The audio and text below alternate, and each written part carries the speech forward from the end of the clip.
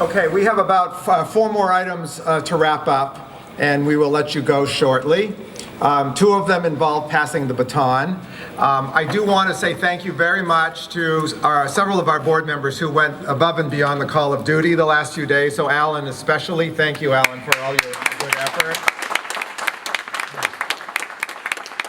And also a special thank you to Felicia for the wonderful presentation this morning. Both Alan and Felicia are new board members, so there's been a lot of new life inserted into our board in the last few years, and we're very appreciative of the energy that you're all bringing. Okay, the first item on our final agenda is to pass a baton to another one of our long-term partners that is also celebrating a 50th anniversary, and that's the Exploratorium. And I'd like to ask Rob Semper to come on up, as well as Joel and Roger, please. And we have a short video that we're going to run first, and then we'll do the award.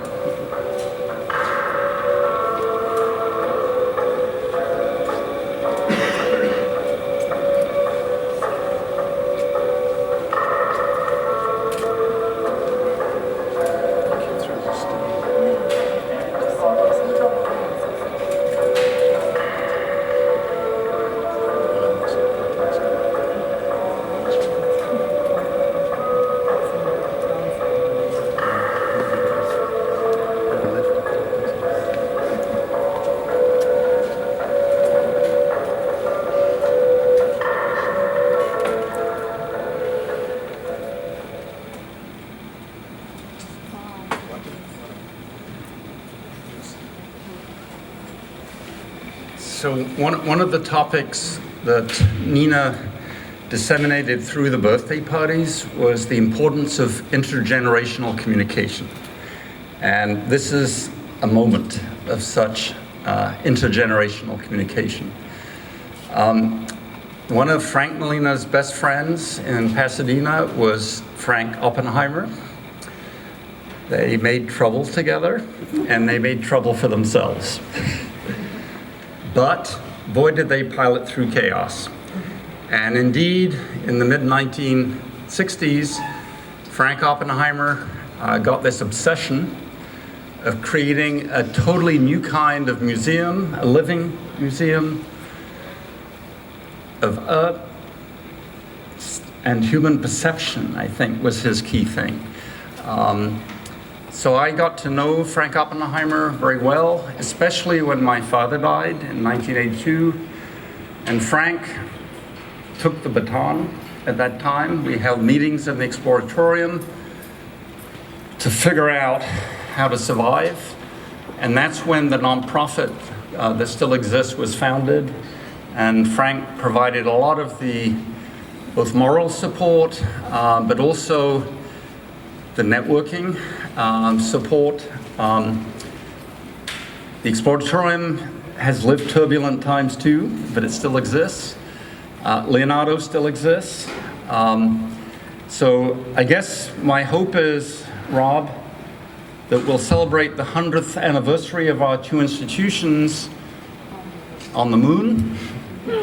The Mexican Space Collective in Mexico City has already started organizing it. They're launching their first prototype satellite next year as a piggyback artistic satellite. But I've been getting input from a different community that actually the moon is kind of a boring place. Would you want to have a birthday party on the moon? Maybe we should have it here on Earth if by that time we've solved climate change. So that gives us 50 years to somehow figure out how to avoid the inevitable. And the Exploratorium, I think, is very much part of that mission as our community of practices. So, Joel?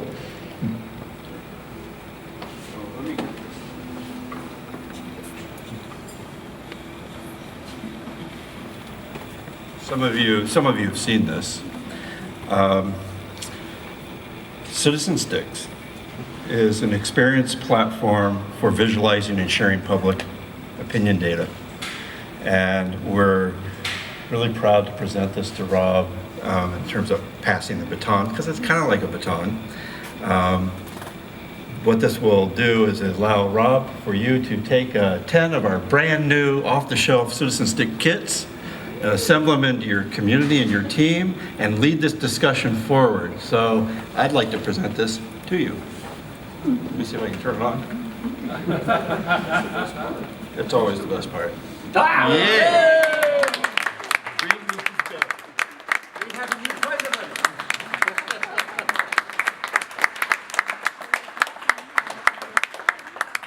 I take this humbly. You know, it's actually interesting. It's hard to survive 50 years, and Leonardo survived 50 years. The Exploratorium has. When I heard Roger talk yesterday, those people on that list, almost all of them came through the early Exploratorium, and I feel such a great kinship to this organization and from the Exploratorium. I'm reminded of the fact that it started 50 years ago next year. The story was Frank came to this great cavernous Palace of Fine Arts. He brought his family, a few other people. He started building exhibits. It was hot in August. They opened the door. People wandered him, and he said, "I guess we're open as a museum." Having just moved the museum to another place for a lot more money and a lot more stress, that has always been an admirable start. But the thing I really felt was important to say is, we also talked about cybernetic serendipity.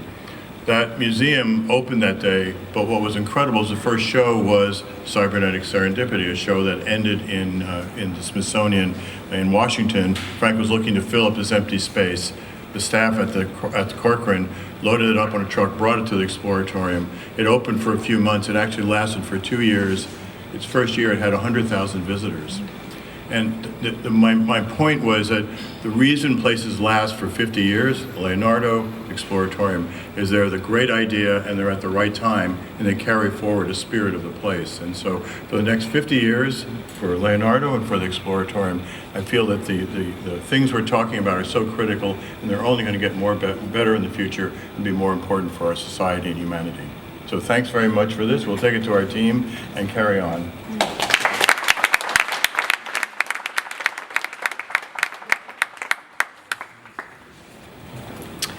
Thank you very much. Okay, the next item on our agenda is with another partner, Ars Electronica. Could I ask Gerfried Stocker to come up and join us, please? Gerfried?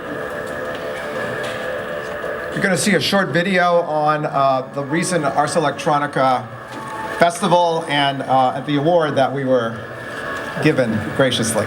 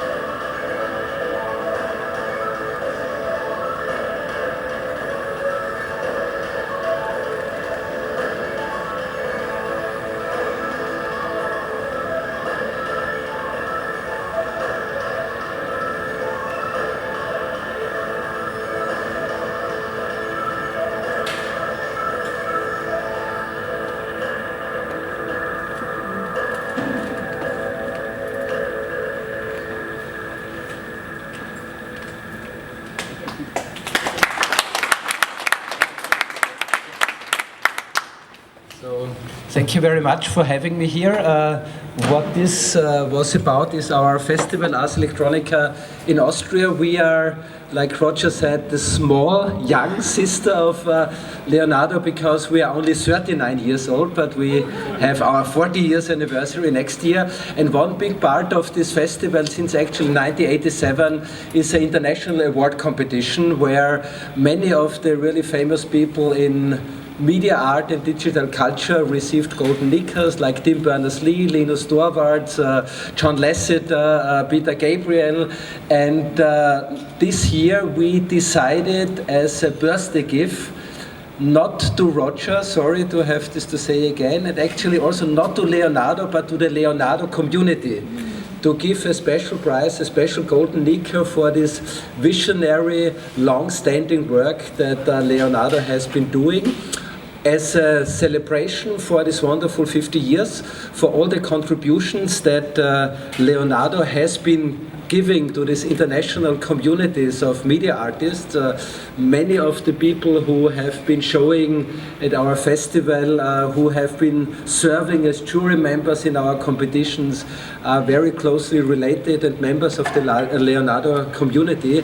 So we thought it's our pleasure, our honor, to give this special golden Nicker to the Leonardo community, not maybe only for the last 50 years, but again for the next 50 years. So who should get the golden Nicker? So given this is a community award, we thought it would be appropriate for the youngest members of our audience to come on up and accept the award on our behalf. So anyone 31 or younger, would you please come up? And including volunteers from the SFAI as well. Please come on up.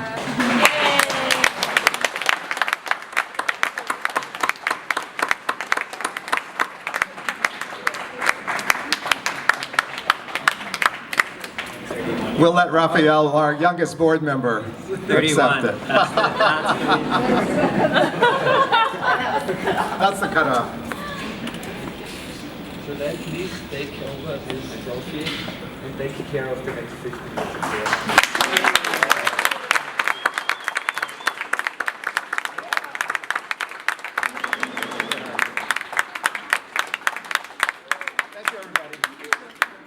You may be seated.